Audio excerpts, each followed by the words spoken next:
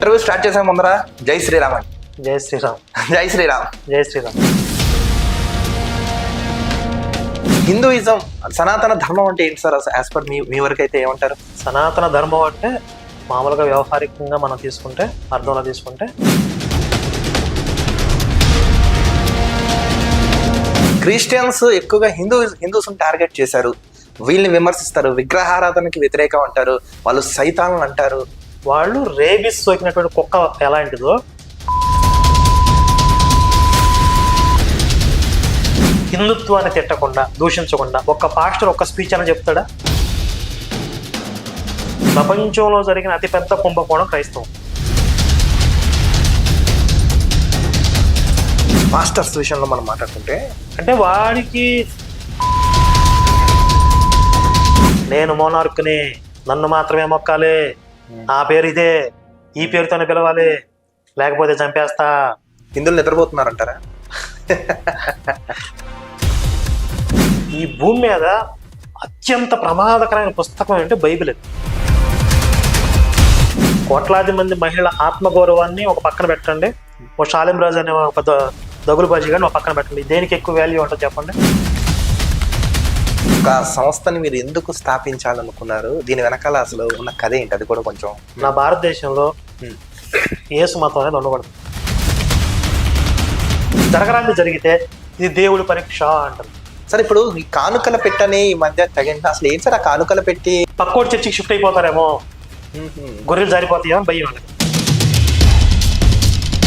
వీళ్ళు పోరం బూకులు, వీళ్ళకి పని పాట ఏముండదు. మిగతా మతం హిందువులకి జోలికి ఎందుకు వస్తారు? నేను అడిగా, చాలా మంది పాస్టర్లను అడిగాను, ముస్లిమ్స్ దగ్గరికి ఎందుకు వెళ్దాం, ఎందుకు వెళ్ళవండి, వెళ్తామండి అంటారు. ఎవరు వెళ్ళడం?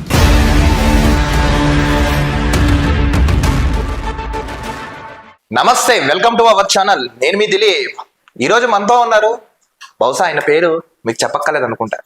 ఏ యూట్యూబ్ ఛానల్ మనం ఎక్కడ చూసినా హిందూ ధర్మం మీద, సనాతన ధర్మం మీద నిరంతరం పోరాడుతూ, ప్రశ్నిస్తూ, ఎప్పుడైనా మతం మీద ఏమైనా దాడి జరిగినా, విమర్శించినా ఆయన గొంతుగా వినిపిస్తూ మన ముందు ఉంటూ ఉంటారు. ఆయన ఎవరో కాదండి, శివశక్తి ఫౌండర్ కరుణాకర్ సుగుణ గారు. ఈరోజు ఆయన మనతో ఉన్నారు. అసలు మన భారతదేశంలో అసలు ఈ అల్లర్లేంటి, గోలేంటి, మత విద్వేషాలేంటి, మతాలని విమర్శించుకోవడం ఏంటి, దేవుల్ని విమర్శించుకోవడం ఏంటి, క్లారిటీగా ఇంటర్వ్యూ ఇప్పుడు ఆయన మనం అడిగి తెలుసుకుందాం. సార్ కరుణాకర్ సుగుణ గారు నమస్తే. నమస్తే. ఇంటర్వ్యూ స్టార్ట్ చేసే ముందర జై శ్రీరామ్ అండి. జై శ్రీరామ్. జై శ్రీరామ్. జై శ్రీరామ్. సార్ మీ పోరాటం అనేది మేము చూస్తున్నాం, చాలా అంటే చాలా అద్భుతంగా చేస్తున్నారు సార్. అసలు ఈ మధ్య కాలంలో చాలా మంది మనం చూసుకుంటున్నాం మన హిందూ ధర్మంలో, రాధా మనోహర్ దాస్ గారు కానీ, మీరు కానీ, నెక్స్ట్ లలిత్ కుమార్ గారు కానీ, ఇలా చాలా మంది ఎవరైనా మన ధర్మం జోలికి వచ్చినా వాళ్ళందరినీ ఖరాఖండిగా ఖండిస్తూ, ప్రశ్నిస్తూ, అవసరమవుతే ఇంకా గట్టిగా మాట్లాడుతూ మీరు చేస్తున్నారు సార్. అసలు గతంలో మీరు క్రిస్టియానిటీలో ఉన్నారని తెలిసింది మాకు. సార్ మీరు అక్కడికి ఎందుకు వెళ్ళారు, ఎందుకు వచ్చారు? ఈ ఇంటర్వ్యూ స్టార్ట్ చేసే ముందర ఒక్కసారి మీ గురించి, మీ విద్యాభ్యాసం, నెక్స్ట్ మీ బాల్య గురించి కొంచెం వివరంగా చెప్పండి. ఇది చాలా సార్లు చెప్పిందే. నేను క్రిస్టియానిటీలోకి వెళ్ళలేదు. నేను పుట్టక ముందే మా ఫ్యామిలీని మతం మార్చారు, కాబట్టి నేను అందులోనే పుట్టి పెరగడం జరిగింది. పుట్టి పెరగడం అంటే మా కుటుంబం క్రైస్తవంలో ఉన్నప్పుడే నేను పుట్టడం, నా పేరు కూడా చర్చిలో పెట్టడం, అలా చిన్నప్పుడు కొంచెం ఆ చర్చికి వెళ్ళేటటువంటి విధానం అంతా కూడా నాకు తెలుసు. అలా క్రైస్తవంతో ఆ విధంగా పరిచయం నాకు.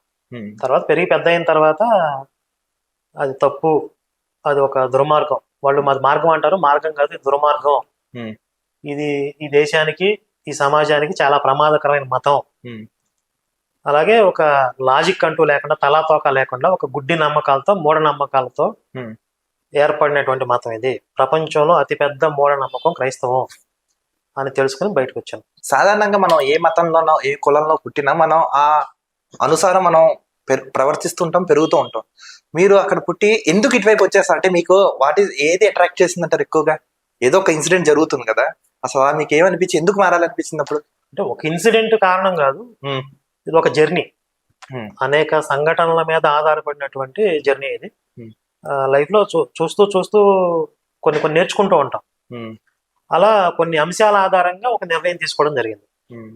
సార్ చాలా మంది ఇప్పుడు హిందూ ధర్మం అన్నా, సనాతన ధర్మం అన్నా, హైందత్వం అన్నా, కట్టర్ హిందూ అన్నా, ఇవన్నీ వేరే అంటారు. అసలు హిందూయిజం సనాతన ధర్మం అంటే ఏంటి సార్? యాజ్ పర్ మీ వరకు అయితే ఏమంటారు? సనాతన ధర్మం అంటే మామూలుగా వ్యవహారికంగా మనం తీసుకుంటే అర్థంలో తీసుకుంటే సనాతనం అంటే ఎప్పటి నుంచో అనాదిగా ఉన్నది, అంతం లేనిది, అనాదిగా ఉన్నటువంటి ధర్మం ఇది అని అర్థం. సార్ ఇంకొక విషయం ఏంటంటే ఇప్పుడు ఈ మధ్య కాలంలో చూసుకుంటున్నాం చాలా మంది ఎన్నో మతాలు మన దేశంలో ఉన్నాయి. హిందూ, ముస్లిం, క్రిస్టియన్, సిక్, జైన్, పార్సీ, బుద్ధిజంలో చాలా మతాలు ఉన్నాయి. ప్రధానంగా వినిపించే మతాలు 3. ఏంటి? Hinduism, Muslims, Christians. ఇందులో క్రిస్టియన్స్ ఎక్కువగా హిందూస్ టార్గెట్ చేశారు. వీళ్ళని విమర్శిస్తారు, విగ్రహారాధనకి వ్యతిరేకం అంటారు, వాళ్ళు సైతాన్లు అంటారు. అసలు వాళ్ళకి అంత ధైర్యం ఎక్కడి నుంచి వచ్చిందంటారు సార్? అసలు వాళ్ళకి అంతలా ఎందుకు హేట్ స్ప్రెడిజం అనేది ఎందుకు స్ప్రెడ్ అయిందంటారు? ఇప్పుడు మీకు వేసవి కాలంలో రేబిస్ సోకినటువంటి కుక్కలు కరుస్తూ ఉంటాయి. వాటికి అంత ధైర్యం ఎక్కడి నుంచి వస్తుంది? అది ధైర్యం కాదు, పిచ్చి ఎక్కటం. అది వీళ్ళకి పిచ్చి ఎక్కింది, వీళ్ళకి ఒక వైరస్ ఎక్కింది. ఆ వైరస్ ఎక్కినోడికి వీడికి చట్టాలంటే భయం ఉండదు, పరమతాలు అంటే గౌరవం ఉండదు, ఒక ఎథిక్స్ ఉండవు, మోరల్స్ ఉండవు, వాల్యూస్ ఉండవు. వాళ్ళు రేబిస్ సోకినటువంటి కుక్క ఎలాంటిదో ఈ మత పిచ్చి ఎక్కినటువంటి ఈ క్రైస్తవంలో ఒక వైరస్ ఉంది. అది వాళ్ళు బైబిల్లోనే నల్లటి పుస్తకాలు రాసుకున్నారు, విగ్రహారాధన వ్యభిచారము అని బైబిల్లో ఉంది ఇది.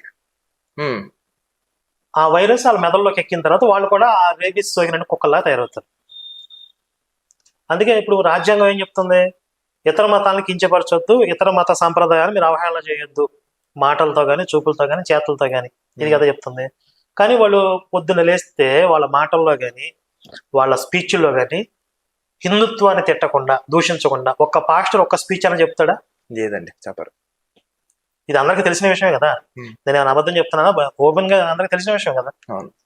ఎందుకని? వాళ్ళకి ఆ రేబిస్ వ్యాధి సోకింది అనమాట, ఆ వైరస్ సోకింది వాళ్ళకి. ఆ వైరస్ ఎంత ముదిరింది అనే దాన్ని బట్టి వాళ్ళ పిచ్చి ఉంటది. కొంతమంది బాగా ముదిరిపోతుంది. వాళ్ళకి ఇంకా పోలీసులు, కోర్టులు అన్నా కూడా భయం ఉండదు వాళ్ళకి. రోడ్ల మీద పడి నోటుకు వచ్చిన దాన్ని బాగుతూ ఉంటారు. కావాలి నన్ను కొట్టుకోండి, నన్ను తిట్టుకోండి, నా యేసు కోసం, నా మతం కోసం నేను ఏదేం చేస్తానని చెప్పి అదొక సాక్రిఫైస్ అనుకుంటారు. అంటే ఆ పిచ్చి ముదిరితే. కొంతమంది విశ్వాసులు ఉంటారు. ఈ విశ్వాసులు ఏంటి? వీళ్ళు తల్లిదండ్రుల మీద తిరగబడతారు. అంటే ఈ వైరస్ సోకి ముదిరిపోయిన వాళ్ళు తల్లిదండ్రుల మీద కూడా, నాకు కుటుంబం లేదు, నాకు అసలు తల్లి వద్దు, తండ్రి వద్దు, నాకు నా ఏసయ్య అన్ని. ఏసయ్య వచ్చి వీళ్ళతో ఏం కాంటాక్ట్ లో ఉన్నాడు, అసలు ఆయన ఎవరో తెలియదు కదా. కానీ ఈ పాస్టర్ బ్రెయిన్ వాష్ ఇదంతా కూడా. పాస్టర్ బ్రెయిన్ వాష్ వల్ల ఈ విధంగా ఈ వైరస్ సోకటం కానీ, అది ముదరటం కానీ, ఇవన్నీ జరుగుతాయి. ఇంతమంది వైరస్ సోకిన వాళ్ళ మధ్య మనం అందరం ఉంటున్నాం కాబట్టి మనం కూడా కాస్త జాగ్రత్తగా ఉండాలి అనేది మేము చెప్తున్నాం. సార్ అసలు ఒకప్పుడు చూసుకోండి, క్రిస్టియానిటీ అనేది భారతదేశంలో చాలా తక్కువ ఉండేది, తక్కువ. సార్ ఇప్పుడు సందుకి ఒక 2-3 చర్చిలు అసలు ఇంతలా పెరిగిపోతున్నంటే కారణం ఏంటంటారు? హిందువులు ఏమైనా నిద్ర ఏమైనా పోతున్నారంటారా? మనం ఫ్రాంక్ గా చెప్పుకోవాలంటే క్రిస్టియానిటీ అనేది ఒక రిలీజియన్ కాదు, అదొక మార్కెటింగ్ వ్యవస్థ, అదొక కంపెనీ. ఆ కంపెనీ వాళ్ళ ప్రొడక్ట్ ని సేల్ చేయడానికి రకరకాల స్ట్రాటజీలతో ప్రచారాలు చేస్తూ ఉంటది. ఆ ప్రచారాలకు ఎవరైతే వాళ్ళకి పడతారో, వాళ్ళ ట్రాప్ లో పడతారో, వాళ్ళు ఆటోమేటిక్ గా వాళ్ళ విశ్వాసులు అయిపోతారు. ఆ విధంగా వాళ్ళ కంపెనీ ఎలా స్ప్రెడ్ చేసుకుంటూ వెళ్తున్నారు ప్రపంచవ్యాప్తంగా. 2 మార్గాల్లో చేశారు. ఒకటి అద్భుతాలు, మిరాకిల్స్ పేరుతో మార్కెటింగ్. రెండోది హింస. చరిత్రలో మీరు చూస్తే హింసా మార్గంలోనే వాళ్ళు వ్యాప్తి చేశారు. ఇప్పుడు శాంతి, ప్రేమ, ఈ కబుర్లు చెప్తున్నారు. మీరు హిస్టరీకి వెళ్ళి చూడండి, ఏ దేశంలో అయినా సరే క్రైస్తవులు చేసిన రక్తపాతం ఉంటుంది. ఇది మనం చెరిపేస్తే చెరిగిపోయేది కాదు కదా. ఇప్పుడు ఒప్పుకోలేరు, వీళ్ళు డైజెస్ట్ చేసుకోలేరు. చరిత్రలో మన క్రైస్తవులు కొన్ని దేశాలని సర్వనాశనం చేసి కోట్ల మందిని చంపేశారు అనే నిజాన్ని ఇప్పుడు కళ్ళ ముందు సాక్ష్యాలను ఒప్పుకోలేరు వీళ్ళు. మాది శాంతి మతం, అది ప్రేమ మతం అంటారు. మాది మతం కాదు మార్గం అంటారు కదా. అదే కదా, మార్గం కాదు దుర్మార్గం అని అంటున్నా కదా. కానీ నిజంగా బైబిల్లో యేసుప్రభు చెప్పినట్టు నిజంగా విగ్రహారాధనని మీరు వ్యతిరేకించండి, ఇలా నిజంగా అలా విమర్శించే వ్యాఖ్యలు ఉన్నాయంటారు? అది లేకపోతే వీళ్ళు క్రియేట్ చేసింది అంటారు? యేసు చెప్పలేదు. బైబిల్ అంతా యేసు చెప్పాడు. అసలు యేసు పాత్ర బైబిల్లో చాలా పరిమితం, చాలా తక్కువ ఉంటది.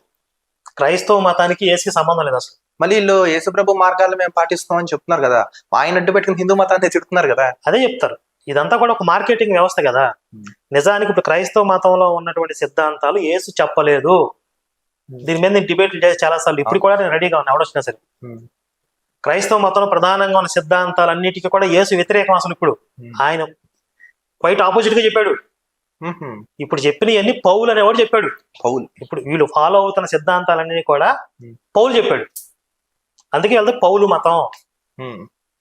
యేసు మతాన్ని పెట్టుకోవద్దు, పౌలు మతాన్ని పెట్టుకోవాలి వీళ్ళు. అంటే వీళ్ళు అప్పట్లో పాత ఆరాధన కొత్త నిబంధన ఏవో చెప్తున్నారు ఏంటి సార్? అసలు ఏంటిది ఇన్ని మార్పిడింగ్లు ఏంటంటారు అసలు? ఇప్పుడు ఇజ్రాయెల్ కి ఇరాన్ కి హమాస్ కి యుద్ధం జరుగుతుంది కదా. అవును. ఇజ్రాయెల్ ఎవరున్నారు? యూదులు ఉన్నారు. యూదు మతం అనేది ఒకటి ఉంది. వాళ్ళ రిలీజియన్ యూదు మతం. అవును. వాళ్ళకి సంబంధించిన పుస్తకమే బైబిల్. బైబిల్ వాళ్ళకి ఇజ్రాయేలీకి సంబంధించిన పుస్తకం. ప్రపంచానికి సంబంధం లేదు. ఇజ్రాయేల్లో కొంతమంది ప్రవక్తల పేరుతో వాళ్ళ దేవుడి గురించి వాళ్ళు సృష్టించుకున్నటువంటి ఒక దేవుడి గురించి రాసుకున్నారు. కొన్ని కథలు చెప్పుకున్నారు. అదే బైబిల్. ఆ ఇజ్రాయేల్లోనే కదా యేసు కూడా వచ్చింది. అయితే ఈ ఇజ్రాయేలీస్, ఈ యూదులు అనేవాళ్ళు ఒకప్పుడు వేరే రాజ్యాలకి బానిసలుగా వెళ్ళిపోతే మిమ్మల్ని అందరినీ రక్షించడానికి ఒక రక్షకుడు వస్తాడని చెప్పి ఈ ప్రవక్తలు చెప్తా ఉండేవాళ్ళు.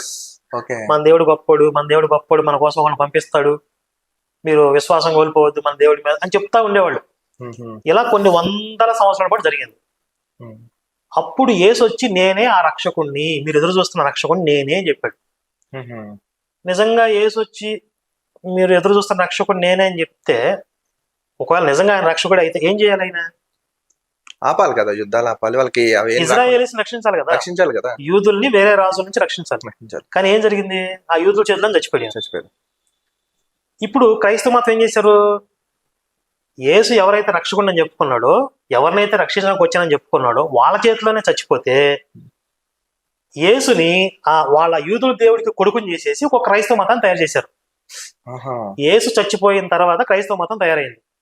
ఇది పౌలు, యేసు శిష్యులు 12 మంది కలిసి కాలక్రమంలో ఒక మతాన్ని తయారు చేశారు. ఈ మతం తయారు కావడానికి ఒక 300-400 సంవత్సరాలు పట్టింది. అంటే యేసు ప్రభు వారు చనిపోయిన 300-400 సంవత్సరాలు. ఫస్ట్ యేసు శిష్యులు పౌలు మొదలు పెట్టారు. ఆ తర్వాత వచ్చిన వాళ్ళు దీన్ని కొనసాగించి దీనికి ఒక ఫైనల్ గా ఒక రూపం రావడానికి ఒక 300-400 సంవత్సరాలు పట్టింది. యేసు అనేవాడికి తన పేరు మీద ఒక క్రైస్తవ మతం తయారవుతుందని తెలియదు అసలు ఆయనకి. అసలు తెలియదు. ఓకే. ఇప్పుడు ఆయన కిందకు వస్తే యేసెవరు, ఈ క్రైస్తవ మతం ఏంటి అంటాడు. సైతాన్లో చూస్తారేమో వీళ్ళు కూడా. అయితే యేసు వస్తేనా? ఆ యేసు వచ్చి నేను కాదురావు అని చెప్పిన నువ్వే సైతాన్ అంటారేమో. ఆ విధంగా ప్రపంచంలో జరిగిన అతిపెద్ద కుంభకోణం క్రైస్తవం అంటారు. ప్రపంచంలో అతిపెద్ద కుంభకోణం. ఇన్ని అబద్ధాలతో కల్పితాలతో నిర్మాణమైన మతం ఇంకో ప్రపంచంలో వేరే మతం ఏదీ లేదు. ఇప్పుడు ఇంత అబద్ధాలతో తయారైన ఈ మతాన్ని తీసుకొచ్చి ఇంకొన్ని అబద్ధాలని ఎప్పటికప్పుడే కొత్త రకరకాల మార్కెటింగ్ స్ట్రాటజీలతో మన నెత్తి మీద రుద్దుతున్నారు. సార్, సెక్యులరిజం అనే ఒక పదం ఈ మధ్య బాగా అంటున్నాం. అది కేవలం హిందువులకే ఎందుకు ఉందంటారా? సెక్యులరిజం నిజంగా అది ఏమన్నా మనకి రాజ్యాంగంలో ఇచ్చిన పదమా, లేకపోతే హిందువులు అంటించుకున్న ఏమన్నా ఒక గజి లాంటిది అంటారు? అది అసలు సెక్యులరిజం అనేది ప్రజలకు సంబంధించింది కాదు. అది సెక్యులరిజం అంటే ఏంటంటే మతరాహిత్యం, మతం లేకపోవటం అనేదాన్ని సెక్యులర్ అంటారు. ఇది ప్రభుత్వానికి సంబంధించిన పదం. అంటే ఒక ప్రభుత్వానికి మతం అనేది ఉండదు. ఇది సెక్యులర్ ప్రభుత్వము. ఒకవేళ ఆ ప్రభుత్వానికి మతం ఉందనుకోండి, ఇస్లాం అనే ఒక మతం ఉందనుకో, ఇస్లామిక్ ప్రభుత్వం అంటారు. హిందూ అనే మతం ఉంటే హిందూ ప్రభుత్వము, క్రైస్తవ అనే మతం క్రైస్తవ ప్రభుత్వం అంటారు. ఏ మతం లేకపోతే సెక్యులర్ ప్రభుత్వం అంటారు. అది ఒక ప్రభుత్వానికి సంబంధించింది. Secular Hindu, secular Christian, secular Muslim ఉండరు. సెక్యులర్ హిందూ అంటే మతం లేని హిందూ. హిందూ అన్నప్పుడు మతం ఉంటుంది కదా. ఇది తెలియక ప్రజలకి ఆపాదిస్తున్నారు. కానీ సెక్యులర్ అనేది అసలు ప్రజలకి, విశ్వాసులకి సంబంధించింది కాదు. కానీ హిందువుల్లో ఎక్కువ భాగం పరమత సహనం పేరుతో ఒక చేతగాని స్థితిలో ఉండిపోయారు ఇప్పటిదాకా, చాలా కాలం పాటు. అంటే వాళ్ళు వచ్చి మన మీద దాడులు చేస్తున్నా, మన సాహిత్యాన్ని, మన దేవుళ్ళని, మన స్క్రిప్చర్స్ ని పొల్యూట్ చేసి రకరకాలుగా వాళ్ళ ఇష్టం వచ్చిన కామెంటరీలు చేస్తున్నా చూస్తూ ఓరుకోవడమే ఒక ఉదాత్తమైనటువంటి భావన. ఇది మన హిందువులకి మాత్రమే ఉన్నటువంటి ఒక విశేషమైన గుణం అని కొన్ని శతాబ్దాలుగా మనకి నూరిపోశారు. చేతగానితనం అంటే అంతఃసరేతు భూతేషు గుహాయం అంటే అంతటా మనం దైవాన్ని చూడాలని మనం నేర్పారు. అది మనకి నష్టం వాటిల్ని అది అంటే ఒక సిద్ధాంతం అని కాదు. అంతటా దైవాన్ని చూడటం అనే సిద్ధాంతం వల్లే నష్టం జరిగిందా అట్లా చెప్పలేం. మళ్ళీ మనకి శంకరాచార్యుల వారు ఉన్నారు. ఉమ్. ఆది శంకరాచార్యుల వారు వచ్చినప్పుడు కూడా హిందుత్వంలో ఉన్నటువంటి భిన్నమైన సంప్రదాయాల మధ్య ఉమ్. కొన్ని అంతర్గత ఘర్షణలు అనేవి ఉండేవి. అప్పుడు ఆయన వాళ్ళందరినీ కూడా ఏకం చేసి అప్పుడు షణ్మతాలు ఉండేవి. షణ్మతం. ఆ షణ్మతాల్లో ఉన్నటువంటి వీళ్ళ మధ్య ఉన్నటువంటి వైరుధ్యాలని భిన్నాభిప్రాయాలని పక్కన పెట్టేసి అందరూ కలిసిమెలిసి ఒక కలిసికట్టుగా ముందుకు సాగేటటువంటి ఒక వ్యవస్థను ఏర్పాటు చేశారు. పంచాయతనం అనే ఒక పూజ విధానాన్ని ఏర్పాటు చేశారు ఆయన. అప్పుడు అన్ని మతాలు సమానమే అని చెప్పారు. అంటే హిందుత్వంలో ఉన్నటువంటి షణ్మతాలు సమానమే. ఈ తర్వాత ఎలా తయారైంది, ప్రపంచంలో ఉన్న అన్ని మతాలు సమానమే అనే అర్థంలో తీసుకున్నారు.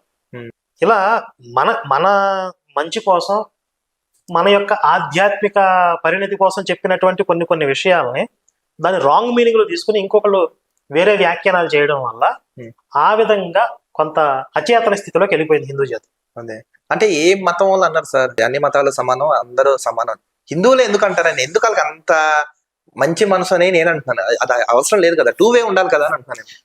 దీనికి బేసిక్ గా ఒకటే రీజన్ ఏంటంటే, స్ట్రైట్ ఫార్వర్డ్ చెప్పాలంటే, హిందుత్వంలో ఉన్నటువంటి దేవుడు సైకో కాదు, అది శాడిస్ట్ కాదు, ఆయన నిజంగా దేవుడు, నిజమైన దేవుడు అంటారు ఆయన. అంటే వీళ్ళు నిజదేవుడు అని చెప్తా ఉంటారు కదా, అసలు నిజదేవుడు అనే పదం తీసుకోవాల్సి వస్తే అది హిందుత్వంలోని ఈశ్వరుడికే ఆపాదించాలి, ఎందుకంటే కల్పితాలు వచ్చినాయి కాబట్టి. ఆయన ఒరిజినల్ గాడ్ కాబట్టి ఆయనకి అసూయ లేదు, జలస్ లేదు, వేరే మతాలంటే ద్వేషం లేదు, నన్ను పూజించరేమో అని ఇన్సెక్యూరిటీ లేదు, నన్ను పూజించకపోతే నాకేదో అయిపోతుంది అనే మెంటల్ లేదు. ఆయన దేవుళ్ళనే ఉంటాడు. కాబట్టి మీరు ఏ రూపంతో నన్ను ఆయన పిలవచ్చు, ఏ పేరుతో అయినా పిలవచ్చు, ఏ రూపంతో అయినా నన్ను పూజించవచ్చు, సాకారంగా పూజించవచ్చు, నిరాకారంగా పూజించినా కూడా మీ ప్రార్థన నేను వింటాను, అర్హత ఉన్న వాళ్ళకి మీ కోరికలు నేను తీరుస్తాను, నేను ఆయా రూపాలలో ఆయా కాలాలలో అనేక రూపాల్లో వ్యక్తం అవుతూ ఉంటాను అని చెప్పాడు. అది భగవంతుడి తత్వం. కొంతమంది కొన్ని మతాలు తయారు చేశారు మధ్యలో. ఈ మతంలో ఉన్న దేవుళ్ళు ఏంటంటే అటు సైకో ఉంటాడు, ఆడు మెంటలుడు, నేను మోనార్క్ని, నన్ను మాత్రమే మొక్కాలి, నా పేరు ఇదే, ఈ పేరుతోనే పిలవాలి, లేకపోతే చంపేస్తా, ఇంకొకటి పూజిస్తే నరికేస్తా అంటా ఉంటాడు వాడు. అవును. ఆ సైకోయిజం ఆ భక్తుల్లో కూడా వచ్చేసింది. ఇప్పుడు మన దేవుడు ఏదైతే చెప్పాడో, మన ఈశ్వరుడు ఏదైతే ఒక తత్వం ఉందో ఆ భావనలే మనకు కూడా ఉంటాయి కదా. అవునండి. భగవంతుడి యొక్క శక్తి అనంతం, ఆయన రూపాలు, గుణగణాలు, నామాలు అనేకం అనంతం. కాబట్టి ఒకే రూపం, ఒకే దేవుడు, ఒకే పేరు అనే ఈ పైశాచికత్వం లేదు మనకి. కాబట్టి ఈ విస్తృత భావనలు ఓన్లీ హిందుత్వంలో ఉన్నాయి. ఈ మధ్యలో తయారు చేసుకున్నటువంటి సైకో మతాలు ఉంటాయి కదా, వీటిల్లో అంత బ్రాడ్ మైండెడ్ గా ఉన్నాడు దేవుడు. వాళ్ళ భక్తులు కూడా యథా రాజా తథా ప్రజ అలాగే ఉంటారు. నా మతం కానీ చంపేస్తానంటారు, అందరినీ నా మతంలోకి మారుస్తానంటారు, నా మతంలో ఉన్నవాడే స్వర్గానికి వెళ్తానంటారు. సైకిక్ మెంటాలిటీ ఇదంతా కూడా. అదే సార్, అసలు ఒక విషయం చెప్పండి. ఈ మధ్య కాలంలో మనం ఎక్కువ చూసుకుంటున్నాం, పాస్టర్స్ విషయంలో మనం మాట్లాడుకుంటే, కొంతమంది పాస్టర్ల ముసుగులో దోపిడీలు చేస్తున్నారు, విమర్శిస్తున్నారు. రీసెంట్ గా శాలం రాజు మాట్లాడిన స్టేట్మెంట్ ని ఎలా చూడొచ్చు అంటారు మీరు? అంటే వాడికి ఒక్కడికే బుద్ధి చెప్పడం కాదు, అలాంటి ఉన్మాదం పైత్యం ఉన్న వాళ్ళందరికీ కూడా ఒక మంచి లెసన్ కావాలంటే ఆ శాలం రాజు అనేవాడు నడు రోడ్డు మీద కాల్చిపారేయాలి. ఇది మా డిమాండ్. ఇప్పుడు వాడికి ఏదో మానవ హక్కులు ఉన్నాయి, లేకపోతే ఇంకో రకమైన చట్టపరమైన రక్షణలు ఉన్నాయి అన్నప్పుడు మరి కోట్లాది మంది మహిళల ఆత్మగౌరవానికి ఇచ్చే విలువ ఎంతమంది? కోట్లాది మంది మహిళల ఆత్మగౌరవాన్ని ఒక పక్కన పెట్టండి, ఓ శాలిం రాజు అనే ఒక దగులుబాజీ గాని ఒక పక్కన పెట్టండి, దేనికి ఎక్కువ వాల్యూ ఉంటుంది చెప్పండి? ఇటు వీళ్ళకి మహిళ కదా. మరి వాడిని చట్టపరంగా కఠినంగా అంటే ఇంకొకటి మళ్ళీ అలాంటి కారు కోతలు పోయకుండా వాడిని కాల్ చేయండి. అలా చేయటం సాధ్యం కాదు. కనీసం వాడిని ఒక 5 ఏళ్ళు 10 ఏళ్ళన్నా లోపల వేయాలి కదా. కనీసం అరెస్ట్ కూడా చేయలేదు ఇప్పటివరకు. హిందువులు నిద్రపోతున్నారంటారా? నిద్రపోతున్నారని కాదులే కానీ, అంటే తగిన సమయం సందర్భం అన్ని రావాలి, కలిసి వచ్చినప్పుడు ఆ చైతన్యం అనేది వస్తుంది. కానీ ఈ టైంలో ఈ శాలిం రాజు అనేవాడికి గట్టిగా గుణపాఠం వస్తుంది అని అనుకున్నాను. అంటే చాలా మంది రియాక్ట్ అయ్యారు, కానీ ప్రభుత్వం, పోలీస్ డిపార్ట్మెంట్ నుంచి కూడా ఒక యాక్షన్ ఉంటే బాగుండేది. కానీ ఇప్పుడే కాదు సార్, ఎందుకంటే గతంలో కొంతమంది పాస్టర్లు రాముణ్ణి విమర్శించారు, శివుణ్ణి, కృష్ణుణ్ణి, హిందూ దేవుల్ని ఇతనే కాదు కదా, అజయ్ బాబు గారిని చూసుకున్నా, ఇప్పుడు మన శాలం రాజు, ఆ ముందు వచ్చిన సాంబశివ అని ఒక ఆయన ఎవడో ఒక ఆయన ఉన్నాడు, అతను ఇంకా ఇష్టారీతిలో మాట్లాడుతున్నారు కదా. ఎవరైనా దీనికి అడ్డుకట్ట ఎందుకు వేయలేకపోతున్నారు అంటున్నాను. అటు ప్రభుత్వం అయినా, పోలీస్ యంత్రాంగం అయినా, ఇటు విహెచ్పి, ఆర్ఎస్ఎస్, బజరంగ దళ్, ఇన్నున్న వ్యవస్థలు ఎందుకు అడ్డుకట్ట వేయలేకపోతున్నాయి? కేవలం హిందూ మతాన్ని ఎందుకు టార్గెట్ చేస్తున్నారంటారు వీళ్ళు? అసలు వీళ్ళ అంతిమ లక్ష్యం ఏంటంటారు అసలు వాళ్ళు? ముందు చెప్పుకున్నట్లుగా వీళ్ళు రేబిస్ సోకినటువంటి పిచ్చుకొక్కలు. ఓకే. కాబట్టి వాళ్ళకి ఉచ్చు నీచు విచక్షణ అనేది ఉండదు. దీనికి వాస్తవంగా అడ్డుకట్ట వేయాలి అని అంటే ఇప్పుడు ఏదైతే ఒక సైకిక్ బుక్ ఒకటి రాసుకుని దాన్ని దైవ గ్రంథంగా భావిస్తున్నారో ఆ సైకిక్ బుక్ ని బ్యాన్ చేయాలి ఫస్ట్. మీకు సమస్యకి శాశ్వత పరిష్కారం ఎప్పుడు అంటే నేను చెప్పే సొల్యూషన్, ఇంతకు మించి వేరే ఆప్షన్ లేదు. ఇప్పుడు మీరు వ్యక్తుల్ని పట్టుకొని శిక్షించారనుకోండి, ఇప్పుడు ఆ వైరస్, ఆ సైకిక్ బుక్ లో ఉన్న వైరస్ వీళ్ళ మెదడులోకి వచ్చింది, వీళ్ళు పిచ్చుకొక్కలా తయారయ్యారు, వీళ్ళు చచ్చిపోతారు. రేపు వీళ్ళేం శాశ్వతం కాదు కదా, కొన్నాళ్ళు చచ్చిపోతారు.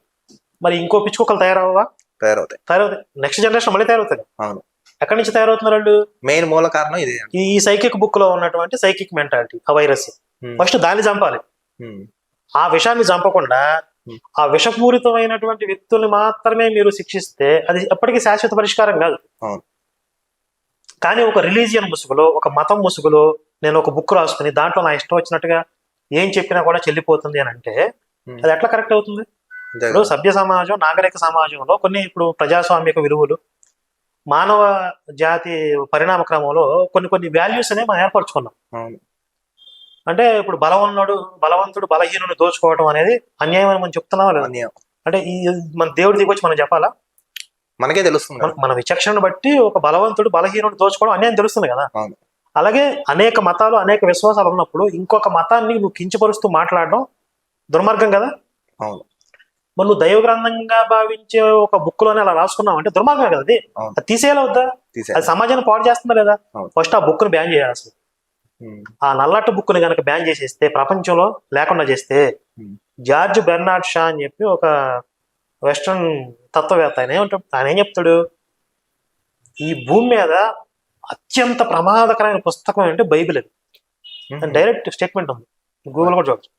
ఈ భూమి మీద అత్యంత ప్రమాదకరమైన పుస్తకం బైబిల్. దాన్ని ఎక్కడైనా సరే తాళం వేసి మూసి ఉంచండి, ఎవరికి అందుబాటులో ఉంచదు, దాన్ని కనపడనియొద్దు అంటాడు.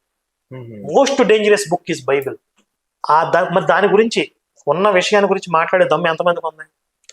పొలిటీషియన్స్ లో, ప్రభుత్వాల్లో. ఓటు బ్యాంకులు పోతాయి, ఓట్లు పోతాయి అని భయం కదా.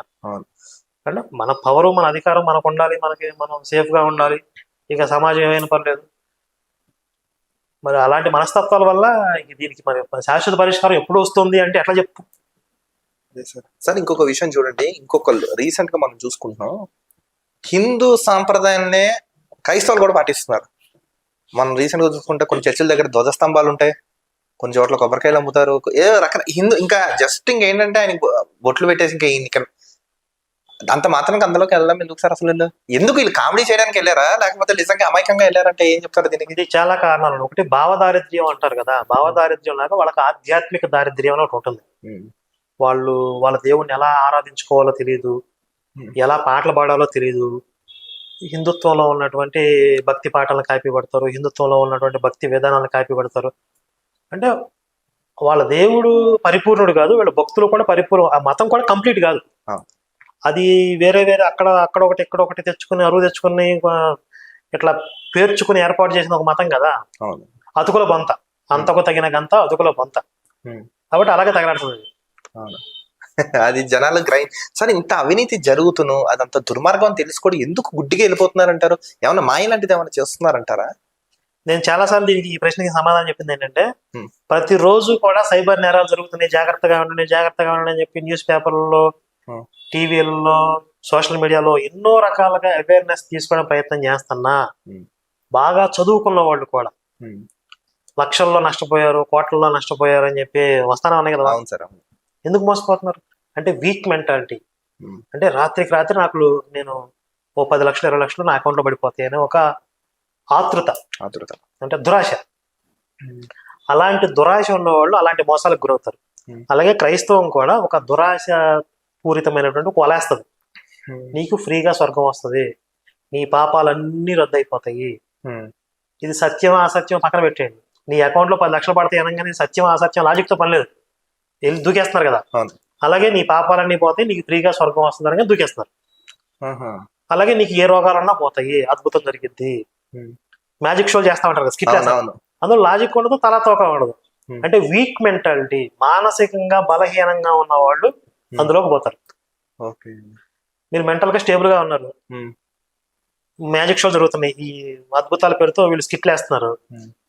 ఇందులో అసలు లాజిక్ ఎక్కడ ఉంది మనకు అర్థమైంది కదా. అర్థం అవుతుంది. అంటే మనకి ఏ మాత్రం కామన్ సెన్స్ మనకు అర్థమైంది. అంటే కామన్ సెన్స్ లేని వాళ్ళు, లో ఐక్యూ లెవెల్స్ ఉన్నోళ్ళు, ఏదో నా జీవితం రాత్రికి రాత్రి అద్భుతం జరిగిపోవాలని దురాశ ఉన్నోళ్ళు, వీక్ మైండెడ్ పీపుల్, వీళ్ళందరూ ప్రపంచంలో వేల జనాభా ఎక్కువ ఉంది.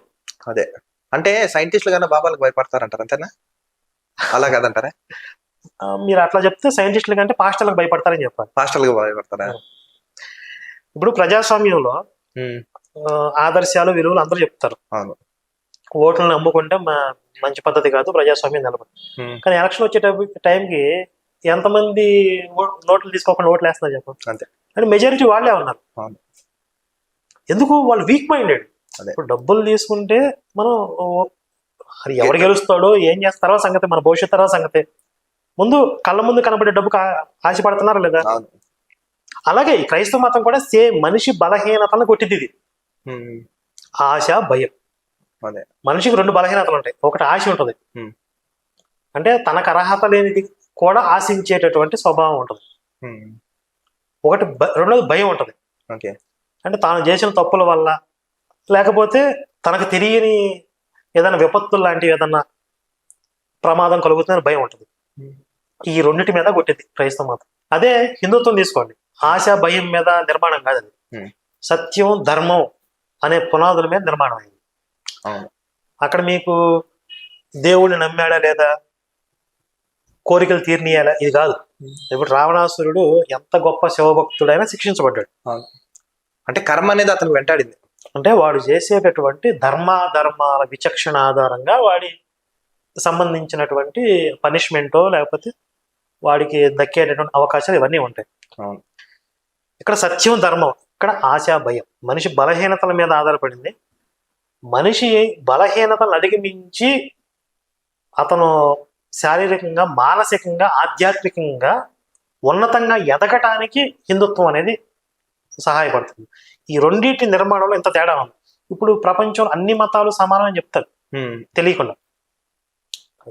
సరే, ఇప్పుడు కాసేపు ఈ విషయాలు పక్కన పెడితే అసలు శివశక్తి అనే ఒక సంస్థని మీరు ఎందుకు స్థాపించాలనుకున్నారు? దీని వెనకాల అసలు ఉన్న కథ ఏంటి, అది కూడా కొంచెం చెప్పండి. సింగిల్ లైన్ లో చెప్పాలంటే, నా భారతదేశంలో యేసు మతం అనేది ఉండకూడదు, దానికోసం శివశక్తి పెట్టాను. భారతదేశంలో ఒక చర్చ్ కూడా, ఒక పాస్టర్ కూడా ఉండకూడదు, ఇది నా ధ్యేయం. ఇప్పుడు చాలా మంది పోరాడుతున్నారు కదా, అంటే మీ వర్షన్ అంటే శివశక్తి ఛానల్ లేకపోతే ఒక ఫౌండేషన్ సమాజానికి ఏం చెప్పాలనుకుంటారు, ఏం చేయాలనుకుంటారు? అంటే మీ యొక్క అంతిమ లక్ష్యం ఒక ఏమని ఉంటుంది కదా, ఏంటంటారు అది? ఇప్పుడు హిందుత్వానికి ప్రమాదం అని అంటున్నారు చాలా మంది. ఆ ప్రమాదం ఏంటి అంటే, ఎదుటి మతాల నుంచి వచ్చే ప్రమాదం ఒకటి. దానికంటే పెద్ద ప్రమాదం ఏంటంటే, ఆ ప్రమాదాన్ని గుర్తించని స్థితిలో హిందూ జాతి ఉండటం అనేది ఒకటి. అది ఒక ప్రమాదం రాబోతుంది అని తెలిసింది అనుకోండి, ఆటోమేటిక్ గా దాని తగినటువంటి ఏర్పాట్లు అనేది మనం చేసుకుంటాం.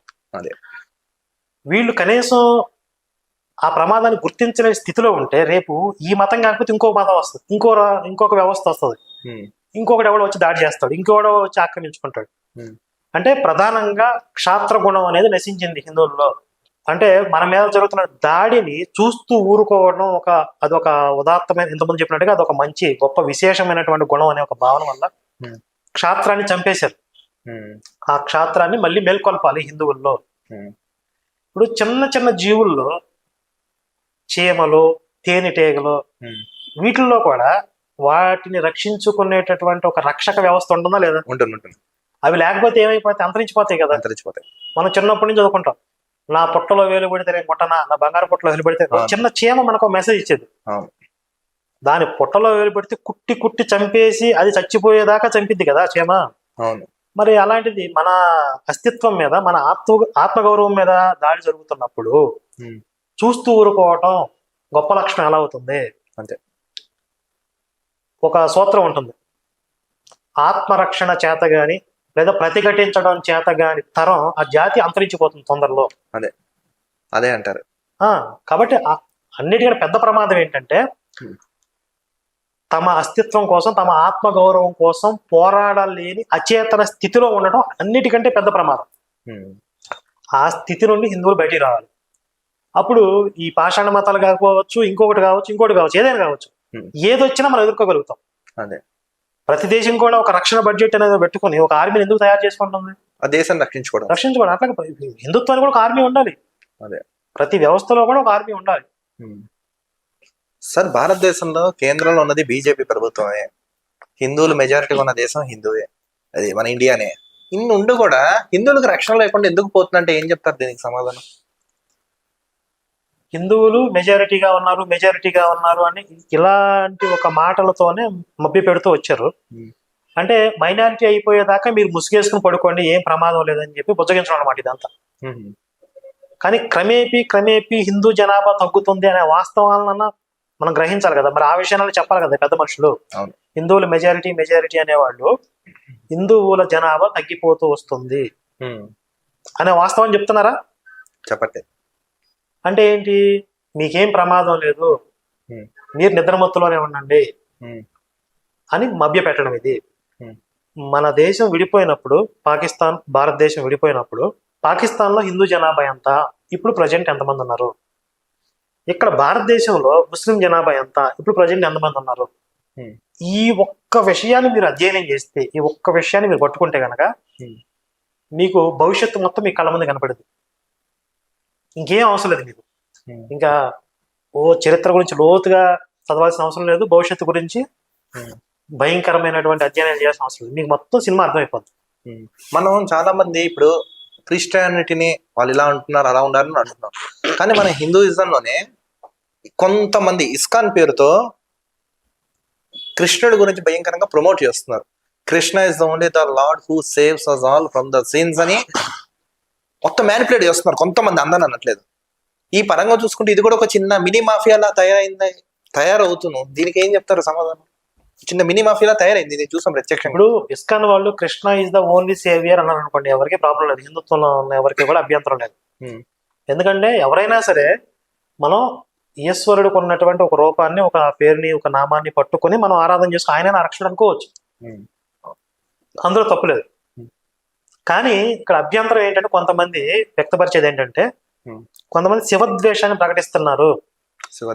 శివకేశవుల భేదం మళ్ళీ సృష్టిస్తున్నారు. శివుడు కంటే కృష్ణుడు గొప్పవాడు, శివుడు దేవుడు కాదు, ఇలాంటి కొన్ని ప్రచారాల్లో వస్తున్నాయి వాళ్ళవి అనేది కొంతమందికి అభ్యంతరం. నిజంగా ఆ విధమైన ప్రచారాలు వాళ్ళు చేస్తే అభ్యంతరం.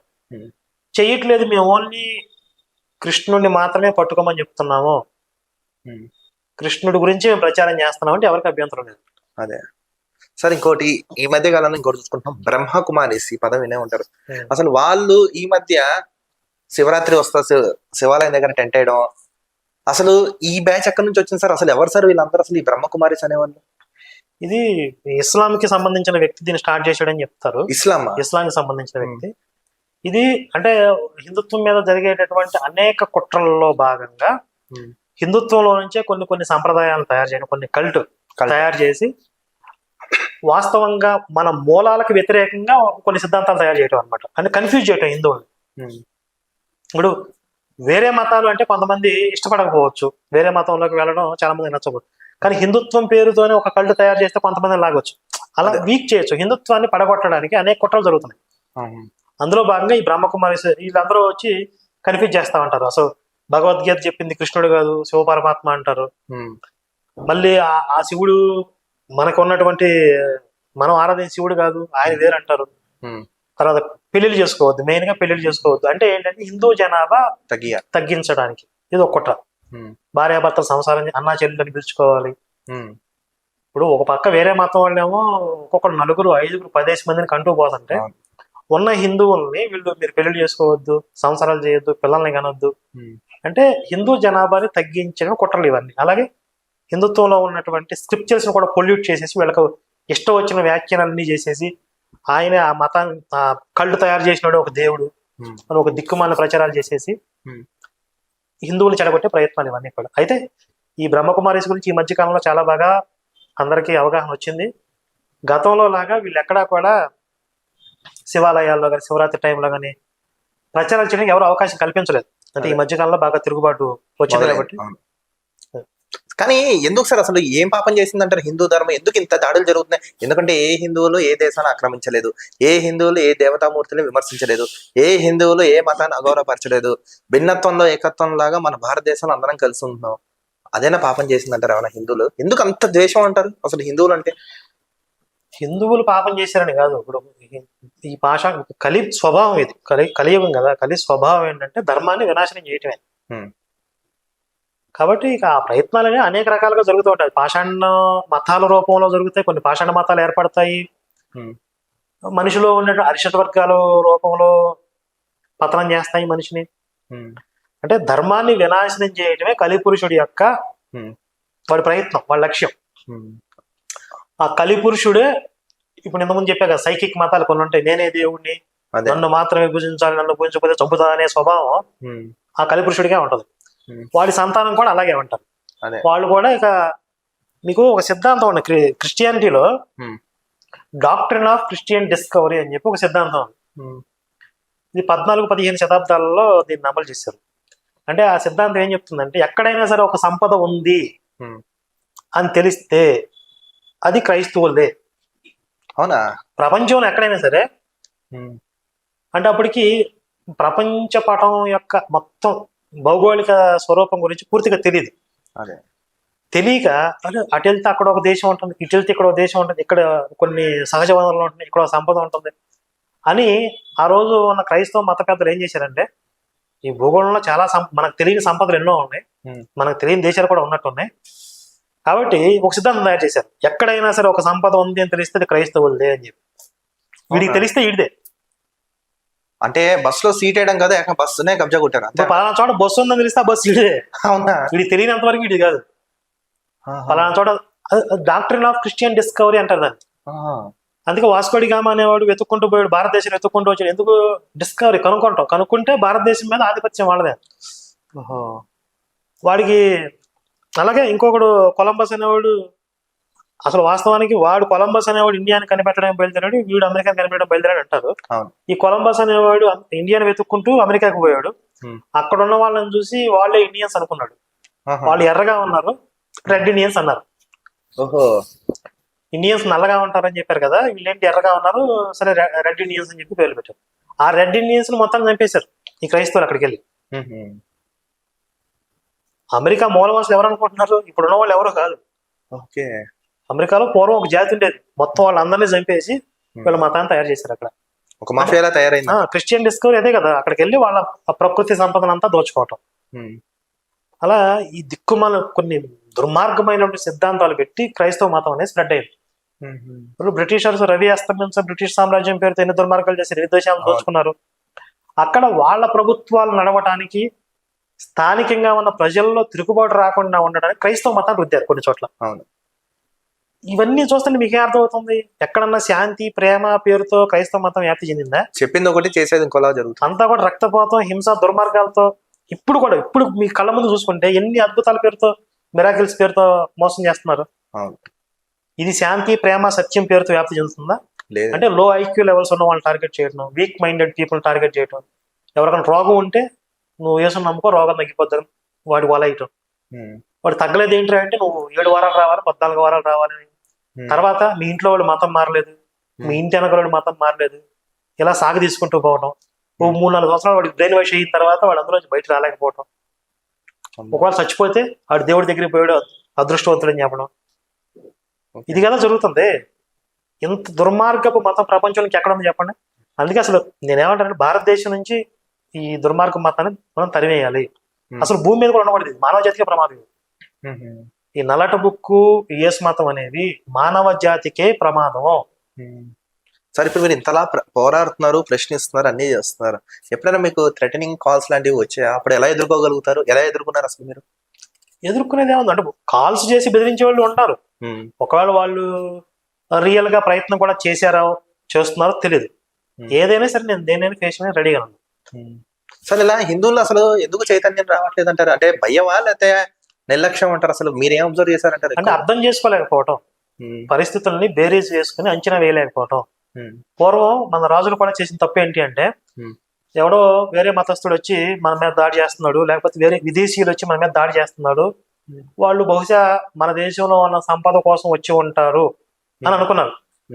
అయితే ఒక చిన్న కామన్ సెన్స్, ఒక లాజికల్ పాయింట్ ఏంటంటే, వాడు కేవలం సంపద కోసం మాత్రమే వచ్చి దాడులు చేస్తే ఇక్కడున్న మన దేవాలయాన్ని ఎందుకు నాశనం చేస్తున్నాడు? అవును, అంటే వాడికి మత విద్వేషం ఉంది. అదే మన దేవాలయాన్ని నాశనం చేసి మన దేవాలయాల మీద వాడి ప్రార్థనా మందిరాన్ని ఎందుకు కడుతున్నాడు? వాడు ఒక భూభాగాన్ని ఆక్రమించుకున్నాడు అనుకుందాం, పశుబలంతో వచ్చాడు, ఉన్న దేవాలయాన్ని అలా గౌరవించి ఉంచి పక్కన ఇంకో వాడి మందిరం కట్టుకోవచ్చు కదా. దీనిని పడగొట్టి దీని మీదే కట్టాలి అంటే అదొక పైశాచికత్వం. అంటే వాళ్ళ స్క్రిప్చర్స్ లో ఎక్కడ తేడా ఉంది, విషపూరితమైన భావజాలంతో వస్తున్నారు వీళ్ళు. ఈ భావజాలం అనేదే కారణం అయితే కనుక ఇది వ్యక్తుల్లో ఉన్న సమస్య కాదు. ఈ రోజు ఇది చచ్చిపోతే రేపు ఇంకోటి తయారవుతాడు. కాబట్టి మొత్తం అక్కడ వెనకాల ఒక విషపూరితమైనటువంటి సిద్ధాంతం, ఆలోచన విధానం ఏదో పనిచేస్తుంది అని పూర్వం మన రాజులు కనుక అర్థం చేసుకోగలిగితే, వాళ్లే ఆ రోజుల్లో అలర్ట్ అయి ఉంటే ఈ రోజు ఇంత దౌర్భాగ్యకరమైన పరిస్థితులు ఉండేవి కాదు. అంటే అది వ్యక్తుల్లో సమస్యగా చూసారు ఆ రోజు, ఇప్పుడు కూడా అదే సమస్య. ఈ రోజు కూడా పాస్టర్ షాలేం రాజు మాట్లాడాడు, అది షాలేం రాజులో సమస్య అనుకుంటున్నారు. ఇంకొక పాస్టర్ వచ్చి దేవుడు తిట్టాడు, వాళ్ళ సమస్య అనుకుంటున్నారు. కాదు, వాళ్ళ వెనకాల ఒక విషపూరితమైన భావజాలం పనిచేస్తుంది. వీళ్ళ పిచ్చి కుక్కలు చేసే ఒక విషపూరిత భావజాలం ఉంది. ముందు దాన్ని చంపండి, దాన్ని కొట్టకుండా సమస్య ఎప్పటికీ పరిష్కారం కాదు, కొట్టుకు చేస్తానే ఉంటారు. ఆ విషపూరిత నల్లట్ట బుక్కుని దేశంలో బ్యాన్ చేయాలి, అది ఉంచకూడదు అసలు. సార్ మనం చూసుకుంటాం కొన్ని రిబక్క ఇలా కొన్ని వీడియోస్ లో మనం చూసుకుంటాం, ఇంత కామెడీగా జరుగుతుందని తెలిసి కూడా అరే ఇందులో ఇంత ఉందా అని ఎందుకు గ్రహించలేకపోతున్నారంటారు ఎవరైతే అక్కడికి వెళ్ళిన వాళ్ళు? అసలు వాళ్ళు ఎందుకు గ్రహించలేకపోతున్నారంటారు? అసలు దీనికి ఏం చెప్తారు సమాధానం? అసలు ఎవరైనా వెళ్ళి వెనక్కి వచ్చిన వాళ్ళు ఉన్నారా సార్ అంటారా మీరు చూసిన మటుకు? వస్తున్నారు కదా చాలా మంది, కొంచెం ఆలోచన పరులు వస్తున్నారు కదా. మీకు సినిమా డైలాగ్ ఉంది ప్రస్థానంలో, ఆశ భయం ముసురుకున్నప్పుడు ఆలోచన మసకబారుతుంది, విచక్షణ నీతి నిజాయితీ ఇవన్నీ కూడా కొలువులో కొవ్వొత్తుల్లో కరిగిపోతాయని. ఆశ భయం ముసురుకున్నప్పుడు విచక్షణ ఉండదు వాళ్ళకి. ఇప్పుడు ఎవడో మంచం పట్టి ఉంటాడు, ఏదో రోగం వచ్చింది, మా యేసుని నమ్ముకుంటే నువ్వు పొద్దున్నే కల్లా మంచం మీద నుంచి లేచి గొంతులేస్తావు అంటాడు. ఆడికి విచక్షణ ఎక్కడ పనిచేస్తుంది? ఇది ఎక్కడ సాధ్యం అని ఉండదు. ఏదో చెప్తాను తప్పేంటి, ఇప్పుడు నేను ప్రార్థన చేస్తే యేసుని మొక్కితే తప్పేంటి, ఏమో లేచి గొంతులేస్తానేమో అద్భుతం జరిగిద్దేమో అని ఒక ఆశ. ఆడు గొంతులేయడం వేస్తావు, కాకపోతే టైం పట్టిద్ది. ఇంతకుముందు చెప్పిన 7 వారాలు 14 వారాలు నీ ఇంట్లో పిల్లలు మారాలి, మీ ఆవిడ మారాలి, మీ ఆవిడ తాలిబొట్టు తెంపేయాలి, బొట్టు జరిపోయాలి, గాజులు బారగొట్టాలి, లేకపోతే నిజదేవుడు మీ ఇంట్లోకి రాడు. ఇలా సాగదీసుకుంటూ పోతారు. ఇలా మెల్లగా వీళ్ళు ఆ గ్రిప్లోకి వెళ్ళిపోతారు. ఓ 2-3 సంవత్సరాల తర్వాత వీడికి అలవాటు, మంచం నుంచి లేవడు, వీడు మంచం మీదే ఉంటాడు, కానీ 2-3 సంవత్సరాల నుంచి అలవాటు అయిపోయిందిగా. రకరకాలుగా వీళ్ళు భయపెట్టేసి ఉంటారు కదా, బ్రెయిన్ వాష్ చేసి ఉంటారు కదా. ఇప్పుడు ఇందులోంచి బయటికి వెళ్తే ఏమైపోతాను అనుకుంటాడు. ఇప్పుడు మంచం మీద ఉన్నవాడు లేవలేదు, ఇప్పుడు ఇందులోంచి నేను బయటికి వెళ్తే నేను ఏమైపోతానో భయపడతాను. మరి అంటే మొట్టమొదట ఆశతో వలేశారా, తర్వాత భయంతో కంట్రోల్ చేస్తారు. అదే ఆశ భయం, ఈ రెండు లేకపోతే క్రిస్టియానిటీ లేదు. ఇప్పుడు షాలేం రాజు ఉన్నాడు, ఈడే పాస్టర్ గడే ఉన్నాడు. ఈడేం చెప్తున్నాడు మొన్న స్పీచ్ లో, గోదావరి నదిలో ఒక పాస్టర్ కొడుకులు ఇద్దరు స్నానం చేస్తూ మునిగి చచ్చిపోయారు. ఇప్పుడు క్రైస్తవుల్లో ఎవరికైనా డౌట్ వచ్చిద్దేమో, అదేంటి పాస్టర్ గారి పిల్లలే ప్రమాదంలో చచ్చిపోవటం ఏంటి, మన దేవుడు అందరిని రక్షిస్తాడని చెప్తారు కదా అని కొంతమంది విశ్వాసం డౌట్ వచ్చిద్దేమో అని చెప్పి వీళ్ళందరికీ బ్రెయిన్ వాష్ ప్రోగ్రామ్ పెట్టేసి మన దేవుడు పరీక్షిస్తాడు, పిల్లల్ని చంపేస్తే కూడా వీడు విశ్వాసంతో ఉంటాడా ఉండడా అని చెప్పి పరీక్షిస్తాడని చెప్పాడు. అబ్బా లోతు విచారణ. మరి ఇదే విషయం నేనేమన్నానంటే, సరే మీ దేవుళ్ళు అంత సైకోయిజం ఉంది, మంచిది. ఇదే విషయం హిందువుల దగ్గరకు వచ్చినప్పుడు, మీరు మా మతంలోకి రండి, వచ్చిన తర్వాత మీరు ఎంత లోతుగా విశ్వాసంలో ఉంటారో తెలుసుకోవడం, మీ ఇంట్లో పిల్లల్ని చంపుతాడు మా దేవుడు, పరీక్షలు పెడతాడని చెప్పండి. ముందే చెప్పండి. ఇది హిందువులకి చెప్తారా? చెప్తే ఒక్కడ మతం మారుతాడా? మారు. ముందే చెప్తారు అద్భుతాలు, వరాలు, స్వస్థతలు. అని చెప్పి వలేస్తారు. వచ్చిన తర్వాత ఏదైనా జరగరాంది జరిగితే ఇది దేవుడి పరీక్ష అంటారు. మరి హిందుత్వంలో ఉన్నప్పుడు కష్టాలు వచ్చినప్పుడు అది విశ్వాస పరీక్షలు కాదు అయ్యి. అంతే కదా. అంటే 2 నాలుకల ధోరణి, 2 నాలుకల పాము కంటే కూడా పాస్టర్లు డేంజర్. అందుకే ఇప్పుడు వాళ్ళు తిరుగుబాటు వస్తుంది కదా, ఎక్కడ కనబడినా చాలా వరకు అడ్డుకుంటున్నారు. వాళ్ళకి చేయాల్సిన సన్మానం వాళ్ళకి చేస్తున్నారు. ఎందుకంటే ఇలాంటి పాస్టర్ల నోటి దురుసో లేకపోతే వీళ్ళు ఒరిజినల్ గా ఏంటి అనేది వాళ్ళకి చెప్పుకుంటున్నారు, మేము చెప్పడం కాదు. కొన్ని గూగుల్లో చూస్తున్నాం సార్, చర్చ్ ఫర్ సేల్ అని కొన్ని బోర్డ్స్, కొన్ని ఇమేజెస్ చూస్తున్నాం. అంటే నిజంగా అవన్నీ అలా జరుగుతున్నాయి అంటారా? చర్చ్ ఫర్ సేల్ అని చూసాను సార్ నేను, నిజమే అంటారా? నేను ముందు ఏం చెప్పాను నీకు, అది రిలీజియన్ కాదు, కంపెనీ అని చెప్పి. అవును. కంపెనీ ఏం చేస్తుంది? బిజినెస్ చేస్తుంది. బిజినెస్ లో లాస్ వస్తే ఏం చేస్తుంది? మూసేస్తారు, అమ్మేసుకుంటారు ప్రాపర్టీ. అందుకే ఇప్పుడు విదేశాలలో చాలా మంది నాస్తికులు అయిపోతున్నారు. దీంట్లో మ్యాటర్ లేదు అని చెప్పి వాళ్ళకి అర్థమైపోయింది. ఎవరు చర్చికి వెళ్ళట్లేదు, చర్చికి వెళ్ళట్లేదు, దశమ భాగాలు ఇవ్వట్లేదు, వాళ్ళకి ఇన్కమ్ లేదు. ఏం చేస్తారు? బిజినెస్ జరగట్లేదు, అమ్మేసుకుంటున్నారు. అదే మీకు ఏదన్నా పాడుపడ్డ దేవాలయాన్ని ఇక్కడ భక్తులు రావట్లేదు అని చెప్పి అమ్మేశారు ఎక్కడన్నా? లేదండి, అలానే ఉంటుంది. ఎందుకంటే ఇది ఆధ్యాత్మికత, ఇది పవిత్రమైన ప్రదేశం. అక్కడ పూజలు జరిగినా జరగకపోయినా, భక్తులు వచ్చినా రాకపోయినా, ఒకప్పుడు దేవాలయం, ఒకప్పుడు దేవస్థానం. అంటే దాని జోలికి వెళ్ళడానికి కూడా చాలా భయపడతారు. దాన్ని కబ్జా చేసి కొనేసి దాన్ని చేద్దామన్నా కూడా ఎవడో మరీ దుర్మార్గుడు అయితే తప్ప. అంటే ఇది ఆధ్యాత్మికత, బిజినెస్ కాదు. అక్కడ బిజినెస్ జరిగితే చర్చ ఉంటది, లేకపోతే పెట్టేస్తారు అమ్మకానికి. అదే ఇప్పుడు దశంభాగాల టాపిక్ వచ్చింది కాబట్టి సార్, ముఖ్యంగా మనం చూసుకున్నాం, పబ్లిక్ లో అడుగుతున్నారు ఎవరో కాదు, కల్వరి టెంపుల్ సతీష్ గాని, బెల్లంపల్లి ప్రవీణ్ గాని, నెక్స్ట్ ఈ జాన్ పాల్, కిరణ్ పాల్, ఎవరెవరు ఉన్నారు, విజయ్ ప్రసాద్ రెడ్డి గాని, బహిరంగంగా దశంభాగాలు ఇవ్వకపోతే దేవుడు కృపకు, అసలు ఏం సరే బహిరంగంగా అడుక్కోవడం ఏంటి అసలు? ఇది విపి రెడ్డి ఈ దశంభాగాలు మ్యాండేటరీగా ఇవ్వాలి అనే దాన్ని సమర్థించడం చెప్తున్నాడు. ఈ మధ్య ముందు అడిగారు, ఇప్పుడైతే చెప్పట్లేదు. ఈ కల్వరి సతీష్ ఎవరు అసలు? ఆయన గురించి ఏమనుకుంటారు అసలు, మీరు చెప్పండి. మీరు ఈ బిజినెస్ కంపెనీలో బాగా సక్సెస్ అయిన సిఇఓలు ఉంటారు. అవును. అందులో ఒకనొక సిఇఓ కల్వరి సతీష్.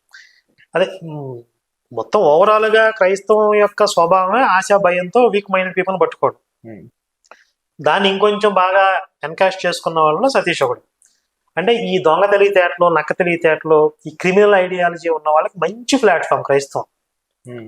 అందుకే మీరు చూడండి, పాస్టర్లు అందరూ కూడా గతంలో నేను పెద్ద తిరుగుబోతుని, తాగుబోతుందని చెప్తారు. నేను మంచి చదువుకున్నాను, చక్కగా విద్యాభ్యాసం చేశాను, మంచి విలువలు నేర్చుకుని ఎవడో చెప్పడం. అంటే ఈ క్రిమినల్స్ అందరికీ కూడా అది ఒక అడ్డాగా మారిపోయింది. వీళ్ళు క్రైమ్ చేస్తే ఎంత డబ్బులు వస్తున్నాయో దానికి 10% అక్కడ ఎక్కువ వస్తున్నాయి. పైగా అక్కడ రిస్క్, క్రిమినల్ గా ఉన్నప్పుడు రిస్క్, పోలీస్ కేసులు అవుతాయి, వేరే క్రిమినల్స్ తో థ్రెట్స్ ఉంటాయి. అది అక్కడికి వెళ్ళిపోతే మతం, సెక్యూరిటీ వచ్చేస్తుంది. కాబట్టి ఇప్పుడు దొంగలు, రౌడీ షీటర్లు, వ్యభిచారం, ప్రాస్టిట్యూట్ హౌస్ నడిపేవాళ్ళు, ఈ పోరంబోకులు, అంటే ఇంకా ప్రపంచంలో సమాజంలో వేరే పని ఏది చేతగాని వాళ్ళందరూ పాస్టర్లు అవుతున్నారు. అంటే పాస్టర్ అవడానికి ఏమైనా క్వాలిఫికేషన్ ఉండాలి? ఏం అవసరం లేదు. అంటే ఇప్పుడు మన గుళ్ళల్లో చూడండి, పండితులు రావాలంటే అతను వేదం చదువుకోవాలి, కొంచెం ఆధ్యాత్మిక వైపు ఉండాలి, బ్రాహ్మణ కుటుంబంలో పుట్టుండాలి, సంధ్యావందనం చేస్తుండాలి, గాయత్రి జపం, ఇలా ఉంటాయి కదా. అలా వాళ్ళకి ఏమైనా ఉంటాయి? ఏమన్నది, మీరు రాత్రి రేపు మీరు పాస్టర్ అయిపోవచ్చు. నేను కూడా. ఎలా అంటారు? పొద్దున్నే పక్క పాపడి తీసుకుని, అంటే పొద్దున్న ఓ పని చేయండి, ముందే పక్క పాపడి కాకుండా బాగా జుట్టు జరిపేసేసుకుని ఒక దివాళా తీసిన వేషం ఒకటి వేసుకుని రోడ్డు మీద రండి. ఏమైంది అంటే, రాత్రి వేసి కనపడ్డాడు, నన్ను తిట్టాడు, నువ్వు ఇప్పుడు దాకా నన్ను నమ్ముకోలేదు, కానీ నువ్వు పుట్టింది నా కోసమే, నేను నిన్ను వాడుకోవాలనుకుంటున్నాను, నా కోసం నువ్వు ప్రచారం చేయాలని చెప్పి నన్ను గద్దించాడు. ప్రభు, మరి నాకేం రాదు కదా, బైబిల్ గురించి నాకేం తెలియదు, నీకేం తెలియక్కర్లేదు, మొత్తం నేనే నీకు జ్ఞానాన్ని ఇచ్చేస్తానని చెప్పాడు. ఇలా మీ ఇద్దరికి మధ్య ఒక డిస్కషన్ జరిగింది. రాత్రి నాకు ప్రభు దర్శనం అయిందని చెప్పండి. మిమ్మల్ని 10 మంది పాస్టర్లు పిలుస్తారు, సాక్ష్యం చెప్పిస్తారు. అలా మెల్లగా మీరు ఫేమస్ అవుతారు. తర్వాత మీరు సొంతంగా ఒక చర్చ పెట్టుకోవచ్చు. ఈ సాక్ష్యం చెప్పించారు, డబ్బులు ఇస్తారు, 5,000 10,000 ఖర్చులకు ఇస్తారు. ఇలా మెల్లమెల్లగా పాకెట్ మనీకి వచ్చిన తర్వాత మీరు ఒక పలానా చోట నేను చర్చ పెడుతున్నానని చెప్తే 10 మంది చేరతారు. 10 మందికి మీరు ప్రేయర్లు చేస్తారు. అందులో మీకు ఏ రోగం ఉన్నా, ఏ సమస్య ఉన్నా పోయిద్దని చెప్తారు. అందులో 2-3 ఆటోమేటిక్ గా మీరు చేయకపోయినా వాళ్ళకి సమస్య పరిష్కారం అవుతాయి. వాళ్ళ అయ్యగారు మహిమ అని చెప్పి ప్రచారం చేస్తారు, ఇంకో 10 మంది వస్తారు. అంతే. ఇలా ఒక 5-10 సంవత్సరాల్లో మీరు పెద్ద పాస్టర్ అయిపోతారు. మీకు బైబిల్ గురించి ఏం తెలియక్కర్లా. అవునా? ఇంత ఆపర్చునిటీస్ ఎక్కడ ఉంటాయి చెప్పండి? అంతే అండి. మళ్ళీ 10% ఇస్తారు మీకు. మళ్ళీ 10%. 5-10 సంవత్సరాల్లో మీరు పెద్ద బిల్డింగ్ కట్టేస్తారు, మంచి బెంచ్ కార్లు తిరుగుతారు. అయ్యగారు అంటే మీ చుట్టూ 10 మంది 20 మంది బానిసలు ఉంటారు. ఇప్పుడు ఈ కల్వరి సతీష్ వీళ్ళందరూ ఇలా అయిన వాళ్ళు అంతే అంటారా కదా. వీళ్ళందరూ? బెల్లంపల్లి ప్రవీణ్ గాని. ప్రతి పాస్టర్ అంతే. సార్ ఇప్పుడు ఈ కానుకల పెట్టని ఈ మధ్య తగిన అసలు ఏంటి సార్ ఆ కానుకల పెట్టి వేయాలంటారా ఏంటి సార్ అది రోజు రావాలంటారు? అంటే నేను చిన్నప్పుడు చదువుకుంది ఏంటంటే every Sunday Christians go to church అని చదువుకున్నాం, కానీ ప్రతిరోజు ప్రతి పూట అసలు ఇది చేస్తున్నా ఏంది సార్ అది ప్రార్థన అంటారా ఏమంటారు అసలు? ఇప్పుడు ఇంతకు ముందు వారానికి ఒకసారి జరిగేది చర్చి, ఇప్పుడు కాంపిటీషన్ పెరిగిపోయింది. ఇప్పుడు బిజినెస్ కంపెనీ కదా అది, ఈ కంపెనీల్లో మళ్ళీ డిఫరెంట్ కంపెనీస్ వాళ్ళకి పోటీలు పెరిగిపోయింది. పోటీ పెరిగినప్పుడు ఏం చేస్తారు, ఒకళ్ళ నుంచి ఒకళ్ళు ఆఫర్లు ఇస్తా ఉంటారు. ఒకటి ఆదివారం చర్చి పెడితే ఒకటి శనివారం, ఒకటి శుక్రవారం, అట్లా వారం మొత్తం చర్చిలు పెడుతున్నారు ఇప్పుడు. అంటే రోజు గ్యాప్ వస్తే పక్కోటి చర్చికి షిఫ్ట్ అయిపోతారేమో, గొర్రెలు జారిపోతాయేమో అని భయం వాళ్ళకి. అది 7 రోజులు వాళ్ళు ఎంగేజ్ చేయాలి. ఇంకొకటి చర్చికి వచ్చిన తర్వాత వాడు ఎంతో కొంత కానుకేసి వెళ్తాడు, అదొక ఇన్కమ్. ఇప్పుడు వీళ్ళు పోరం బూకులు, వీళ్ళకి పని పాట ఏముండదు, ఆ సొల్లు చెప్పడం, పెట్టకథలు చెప్పడం, ఎంతసేపు దేశాన్ని హిందుత్వాన్ని తిట్టిపోయడం, ఇదే పని వాళ్ళకి. ఆ సొల్లు చెప్తా ఉంటే డబ్బులు వస్తా ఉంటాయి వాళ్ళకి.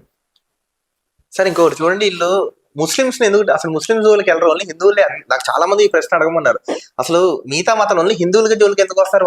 నేను అడిగా, చాలా మంది పాస్టర్లను అడిగాను, మీరు ఆత్మరక్షణ యేసు కోసం ఏదైనా చేస్తాం తెగిస్తామని హిందువులు ఇళ్ళ మీద పడుతున్నారు కదా, ముస్లిమ్స్ దగ్గరికి ఎందుకు వెళ్ళవండి, వెళ్తామండి అంటారు. ఎవరు వెళ్ళడం? ఎవరు వెళ్ళరు. ఓ పాస్టర్ ఇట్లా అన్నాడు, నువ్వు వెళ్ళిన ఫోటో ఒక్కటి చూపించు నాకన్నా, నువ్వు ముస్లిమ్స్ దగ్గరికి వెళ్ళి ప్రచారం చేస్తున్న విట్నెస్ ఒక్కటన్నా ఉందా అంటే చూపించలేకపోయాడు. పైకి చెప్పేవన్నీ నంగనాచి కబుర్లే, ఆత్మల రక్షణ, భారం బేరం ఇవన్నీ కూడా ముస్లిమ్స్ దగ్గరికి వెళ్తే వీళ్ళ తోలు ఒలుస్తారనే విషయం వాళ్ళకి తెలుసు. హిందువుల్లో అంత రెవల్యూషన్ ఇంకా రాలేదు అనే ధైర్యం వాళ్ళకి. అదే ఇప్పుడు మెల్లగది స్టార్ట్ అవుతుంది కాబట్టి ఇంకొన్నాళ్ళకి పరిస్థితి ఎలా ఉంటుందో మనం చూద్దాం. సరే, ఈ మధ్యకాలంలో మనం చూసుకున్న ఒక 2-3 నెలల క్రితం పాస్టర్ ప్రవీణ్ పగడాల అది యాక్సిడెంట్ అయినా అందరు ప్రూవ్ అయింది. తర్వాత కాదు అది హత్య చేశారు, కూటమి ప్రభుత్వంలో కొంతమంది చేశారు, ఆయన్ని చావుని వ్యాపారం చేస్తున్నారు అని మాజీ ఎంపీ హర్షకుమార్ గారు గగ్గోలు పెడతా హైకోర్టులో సరే పీలే ఇస్తాం, 5 లక్షలు కట్టండి, నేను విచారణ చేస్తాను. ఆయన బహిరంగంగా వచ్చి ఒక్కొక్కరిని అడుగుతున్నారు. అసలు అది ప్రూవ్ అయిపోయిన తర్వాత కూడా ఎందుకు ఇలా అంత పోరాటం చేస్తున్నారు? అది ప్రేమ లేకపోతే రాజకీయం అంటారు? అది ఈయన చేసే పోరాటం ఏదైతే అది పక్కాగా శవం మీద పీనుగుల మీద పేలాలు ఏర్పడటం అర్థమవుతుంది కదా. ఇప్పుడు హర్షకుమార్ అనేవాడిని మర్చిపోయారు, జనాలు అందరూ మర్చిపోయారు, అసలు ఎవడో కూడా తెలియదు. ఎప్పుడో ఒకప్పుడు ఎంపీ అయ్యాడేమో, ఈ మధ్య ఎవడు పట్టించుకోవట్లేదు. ఇప్పుడు ఒక శవం దొరికింది, ఈ శవం మీద క్రిస్టియన్స్ అందరూ కొంచెం ఏదో ఎమోషనల్ గా పాస్టర్ పోయాడు అని చెప్పి ఏదో ఒక భావోద్వేగంలో ఉన్నారు. దీన్ని మనం క్యాష్ చేసుకుని దీని మీద వీళ్ళని రెచ్చగొట్టేలాగా 4 మాటలు చెప్తే వీళ్ళందరూ మనకు సపోర్ట్ చేస్తారు అని చెప్పి ఈ రిటైర్మెంట్ అయిపోయినటువంటి ఈ హర్షకుమార్ లాంటి నిరుద్యోగులు, రాజకీయ నిరుద్యోగులు వచ్చారు. పొలిటికల్ మైలేజ్ వస్తాయో చూస్తే అది పెద్దగా ఉపయోగపడలా. సరే, దీన్ని కనీసం ఫైనాన్షియల్ గానే ఉపయోగించుకుందాం అని చెప్పి ఇప్పుడు ఆ శవాన్ని, ప్రవీణ్ పగడాల శవాన్ని చూపించి చిల్లర ఏరుకుంటున్నారు. అయినా స్టిల్ ఎందుకు అంత పోరాటం చేస్తున్నా అంటే జనాలు అంత పిచ్చోళ్ళ కనబడుతున్నాడు అతనికి, హర్షకుమార్ కి. పిచ్చోళ్ళ వాళ్ళ అంచనా అదే కదా, వీళ్ళు పిచ్చోళ్లే. ఇప్పుడు లాజిక్, ప్రవీణ్ ఫోన్ దగ్గర నుంచి ఎన్నో విట్నెస్లు ఉన్నాయి, సీసీ కెమెరా ఫుటేజ్లు ఉన్నాయి, ఇంట్లో ఫ్యామిలీ మెంబర్స్ ఎవరు యాంటీగా మాట్లాడట్లేదు. మా ప్రవీణ్ తాగడని చెప్పి ఎవరు చెప్పలా, వాళ్ళ ఆవిడ చెప్పలేదు, వాళ్ళ పిల్లలు చెప్పలేదు. ఇన్ని సాక్ష్యాలు కళ్ళ ముందు ఉన్నా ఒక పాస్టర్ అర్ధాంతరంగా చచ్చిపోయాడు, ఒక ఎమోషన్. ఈ ఎమోషన్ ముందు లాజిక్ పనిచేయట్లేదు కాబట్టి మనం ఈ ఎమోషన్స్ రెచ్చకూడదు అనే దొంగ గుంట నక్క తెలియదేట్లు ఈ హర్షకుమార్ అనేవాడికి. ఇప్పుడు వాడు అక్రమంగా సంపాదించే హర్షకుమార్ అనేవాడు పాలిటిక్స్ లో ఏ కుంభకోణాలు సంథింగ్ ఏదో చేసుకుని బాగా సంపాదించుకున్నాడు, ఏదో కాలేజీలు కూడా ఉన్నాయని చెప్తున్నాను. ఇతను వయసు అయిపోయింది, వీడు పోతాడు తొందరలో. ఈయన ఉన్నంత వరకు ఏదో కొంచెం తనకున్నటువంటి పరిచయాలను పలుకుబడిన వాడుకుని ఆస్తులకి ప్రొటెక్షన్ ఉంటదేమో. ఈయన పోయిన తర్వాత పిల్లలు చేతగాని వాళ్ళు అయితే పోగొడతారు మొత్తం. అంటే అప్పుడు గవర్నమెంట్ కనుక కొంచెం ఫోకస్ చేస్తే, ఈయనకున్నటువంటి సపోర్ట్ పిల్లలకు లేకపోతే, అంటే జనం సపోర్ట్ లేకపోతే, ఐటీ రైట్స్ జరిగితే అప్పుడు పరిస్థితి ఏంటి అంటే ఈ ఆస్తుల్ని కాపాడటం పిల్లలకి సాధ్యం కాదు, అంటే కొడుకులు సాధ్యం కాదు. కాబట్టి ఇలాంటి ఇష్యూని ఒకటి రెచ్చగొట్టి కొడుకుల్ని కూడా కొంచెం లీడర్స్ లాగా ఎస్టాబ్లిష్ చేస్తే, ఏదో కొంచెం జనాలకు పరిచయం చేస్తే వీళ్ళ ఆస్తులకి ప్రొటెక్షన్ ఉంటుంది మళ్ళీ. అంటే మీ ఇష్యూ కోసం ఒక రిలీజియన్ విషయంలో పిల్లలు దూర్చాడు అనుకోండి, రేపొద్దున వీళ్ళ మీద ఏదన్నా అరెస్ట్లో లేకపోతే వీళ్ళు చేసిన తప్పులకి, వీళ్ళు చేసిన క్రైమ్స్ కి ఏదన్నా కేసులు పడినా కూడా, ఇదిగో మా పిల్లల్ని కావాలని టార్గెట్ చేశారు కాబట్టి మీరే రక్షించాలి వీళ్ళని అని చెప్పి ఒక రిలీజియన్ అడ్డం పెట్టుకోవడం. ఇందులో కూడా రాజకీయం ఎత్తుక్కున్నారు అంతే, పక్కా రాజకీయం కాదు, వాళ్ళ ఆస్తులకు ఒక ప్రొటెక్షన్ కావాలి. వాళ్ళ పిల్లలు వాడు కొడుకు ఏదో రేప్ కేసు కూడా ఉందంట వాడి మీద, న్యూస్ లో వచ్చింది. మరి అలాంటి కేసుల నుంచి వాళ్ళకి రక్షణ కావాలి, దానికి ఒక రిలీజియన్ కావాలి, ఒక ముసుగు కావాలి. సార్ ఇప్పుడు పాస్టర్ అజయ్ బాబు అని గతంలో మనం చూసాం, తెగ విమర్శించేశాడు అసలు. ఇంకా 10 నిమిషాలు ఇతనే కాదు, కొంతమంది బైరి నరేష్ కానీ కొంతమంది వ్యక్తులు ఈ హేతువాదులు ఉన్నారు. వీళ్ళందరూ నోలు మించాలంటే అసలు ఏం చేయాలి సార్ అసలు? అంటే ఒక హిందూ అనే కాదు, మనం ఇప్పుడు ఏ మతాన్ని విద్వేషించకూడదు, తిట్టకూడదు. అలాంటి వాగే వ్యక్తుల్ని ఏం చేయాలంటారు అసలు? ఇప్పుడు బైరి నరేష్ అనే వ్యక్తి ఆల్రెడీ క్షమాపణ చెప్పాడు, నేను ఇంకా మాట్లాడనని చెప్పి దారికి వచ్చినట్టే ఉన్నాడు. మళ్ళీ మాట్లాడితే తగిన విధంగా ఏ విధంగా ఆ విధంగా స్పందిస్తారు. ఆల్రెడీ ఈ అజయ్ బాబు పిచ్చుకొక్క, ఈ పిచ్చుకొక్క కూడా ఆల్రెడీ ముందు పడినట్టు ఉంది, ఇప్పుడు సైలెంట్ గానే ఉన్నాడు. అంటే ఆ రేబిస్ అనేది బాగా హై అయ్యి మళ్ళీ డౌన్ అయింది. మళ్ళీ తర్వాత ఎప్పుడన్నా మళ్ళీ రేగొచ్చు. జైలుకి వచ్చిన తర్వాత కొంచెం తగ్గినట్టు ఉంది, బయటకు వచ్చిన తర్వాత మళ్ళీ బాగానే రెచ్చిపోయాడు. ఆ ప్రవీణ్ ఇష్యూలో అయితే ఇంకా నోటికి హద్దు అదుపు లేకుండా వాగాడు.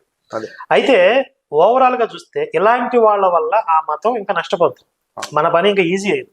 అంతే అంటారా? అంతే. ఇప్పుడు మీరు అన్నారు కదా సెక్యులర్ హిందూస్ అని చెప్పి, వీళ్ళు మాట్లాడే మాటల వల్ల వాళ్ళలో కూడా చైతన్యం వచ్చింది. మేము చెప్పే స్పీచ్ల కంటే కూడా ఇప్పుడు ఈ శాలేమరాజు గారు మల్లెపూల ఆడవాళ్ళ విషయంలో మాట్లాడాడు. ఎంతమంది ఆడవాళ్ళు బాధపడ్డారు, ఎంతమంది స్త్రీలు అంటే పాస్టర్లు అంటే ఇలా ఉంటారా, క్రైస్తవ మతం ఇదా చెప్పేది అని చెప్పి అర్థం చేసుకున్నారు లేదా, వాళ్ళ మీద అసహ్యం వచ్చిందా లేదా? ఇప్పుడు మేము 100 వీడియోలు చేసే కంటే వాళ్ళు అలా మాట్లాడే విషయాలే జనాలు చైతన్యవంతం చేస్తారు. అలాగే అజయ్ బాబు అనేవాళ్ళు కూడా అంటే ఆ వ్యవస్థ గురించి వీళ్ళు ఎంత డేంజరస్ క్రిమినల్స్ అనే విషయాన్ని వాళ్ళకి వాళ్ళు ఎస్టాబ్లిష్ చేసుకుంటా ఉంటారు. కాబట్టి ఆ పిచ్చి కుక్కలు అలా అరుస్తూనే ఉంటేనే వాళ్ళ గురించి జనాలకు అర్థమైంది, కొంచెం ఈజీ అవుతుంది పని అంటారు. సార్ ఇంకొక సార్ ఈ మధ్య చూసుకుంటున్నాం, సేమ్ హిందూ సాంప్రదాయాన్ని వాళ్ళు పాటించేస్తున్నారు. గుండు కొట్టించుకోవడం. గౌరీపట్నం అని ఒకటి చూసాను నేను, పశ్చిమ గోదావరి జిల్లాలో, ఇక్కడ గోదావరి జిల్లాలో సేమ్ పుణ్యక్షేత్రం వాహన పూజను కూడా చూసాను నేను. అక్కడ ఏంటో గుణదల మేరీ మాత, రహదారి మాత, సాగర మాత, ఆరోగ్య మాత, వేళంగిని మాత, రకరకాల అంటే గ్రామ దేవతలకి పోటీగా మనం గ్రామ దేవతలు అంటారు కదా. అవును. మేము మిషన్ ఇండియా సినిమా తీసాం. అవును, చూసాం. అవును. దాంట్లో ఇది మొత్తం ఈ కాన్సెప్ట్ అంతా ఎక్స్ప్లెయిన్ చేసాం. అవును. హిందుత్వాన్ని పడగొట్టాలంటే మెయిన్ గా రీజన్స్ ఏం, అసలు ఎక్కడెక్కడ మనం కొట్టాలని చెప్పి రీసెర్చ్ చేస్తే గ్రామ దేవతలు అనేది ఒక మెయిన్ పాయింట్. దానికి పోటీగా ఈ రహదారి మాత, సాగర మాత, సంసార మాత అని తయారు చేస్తున్నారు. అదే అంటే అంత మాత్రం అక్కడికి వెళ్ళడం ఇక్కడ ఉండొచ్చు కదా. అయితే వీళ్ళు యేసుని హిందువుని చేస్తున్నారా, లేకపోతే వీళ్ళు క్రిస్టియన్స్ గా మారుతున్నారా, అసలు అర్థం కావట్లేదు కదా. ఏమంటారు ఇది? వాళ్ళకు క్లారిటీ తగలితే కదా ఏం చేయాలి. ఇప్పుడు వాళ్ళకున్న క్లారిటీ ఒకటే, భారతదేశాన్ని క్రైస్తవ దేశం చేయాలి. దానికి నానా గడ్డి కలుస్తారు, అడ్డమైన దారులు దొక్కుతారు, అడ్డమైన ప్రచారాలు చేస్తారు. వాళ్ళు చెయ్యని దగులుబాజీ తనం అంటూ ఏది ఉండదు. ఇక భారతదేశం క్రైస్తవ దేశం, ఇది వాళ్ళ లక్ష్యం. మాలాంటి వాళ్ళ లక్ష్యం ఏంటి, భారతదేశంలో అసలు ఏసు మతం ఉండకూడదు. అదే, ఎందుకంటే ఏసుకే సంబంధం లేదు అసలు ఆ మతంతో. అదే కదా సార్. మీరు ఇప్పుడు ఈ ఫౌండేషన్ ఏదైతే శివశక్తి స్థాపించారో, మీరు ఎక్కువ ఎదుర్కొన్న ఒక ఘటన లాంటిది ఏమైనా ఉందా సార్? మీకు ఎదుర్కొన్న ఘటన ఏమైనా మీకు అంటే ఒక ఘటన ఉంటుంది, అంటే నేను ఇలాంటి ఘటన ఒకటి చూసాను, అలాంటి ఘటన ఏమైనా మీ లైఫ్ లో ఉందంటారా? అంటే ప్రమాదం కాదు, అంటే వ్యవస్థలు ఇలాంటివి కూడా ఉన్నాయి, ఇలాంటివి కూడా జరుగుతున్నాయి, ఇలాంటి వాటికి సొల్యూషన్ ఎలా ఏమైనా ఆలోచించే అలా సంఘటన లాంటిది ఏమైనా ఉందంటారు ఇప్పటి వరకు టిల్ నౌ? అంటే ఇప్పుడు మేము పాస్టర్లతో చేసే ఫైట్ నార్మల్ గా ఎప్పుడు ఎలాగా ఉంటది అది. అవును. కానీ కొంతమంది మేము కూడా హిందుత్వ పోరాట యోధులు అని చెప్పుకుంటూ ఆ మధ్య మా మీద బాగా బ్యాడ్ ప్రాపగాండా చేశారు. అంటే మేము ఎన్నో సంవత్సరాలుగా ఈ పోరాటంలో ఉన్నాం, మనకి తగిన వ్యవస్థ లేదు అని చెప్పి శివశక్తికి సొంత కార్యాలయం కావాలి అని చెప్పి మనం పబ్లిక్ లోకి వెళ్ళాం, అడిగాం, దాన్ని సపోర్ట్ చేశారు. ఇది చూసి కడుపు మండిపోయిన కొన్ని డాకిని పిశాచిని ఒక జాతికి చెందినటువంటి కొంతమంది వాళ్ళ కడుపు మంట అంతా వెళ్ళగెక్కి నానా రకాల గందరగోళ కేసులన్నీ పెట్టారు. దానివల్ల మాకేం లేదు, మేము అన్ని ప్రూవ్ చేసుకుంటాం, కానీ టైం వేస్ట్ మాకు. 4 కేసులు పెట్టారు, 4 సార్లు పిలుస్తారు పోలీసులు, అక్కడికి వెళ్ళాలి, వాళ్ళకి అంతా ఎక్స్ప్లెయిన్ చేయాలి, ఇలా ఒక రకమైనటువంటి టైం వేస్ట్ వ్యాపారం చేయించారు మాతో. అట్లా మళ్ళీ అదంతా ఆ పీరియడ్ అంతా ముగిసిపోయింది అనుకోండి. సరే, అది కూడా ఒక రకంగా మంచిదే.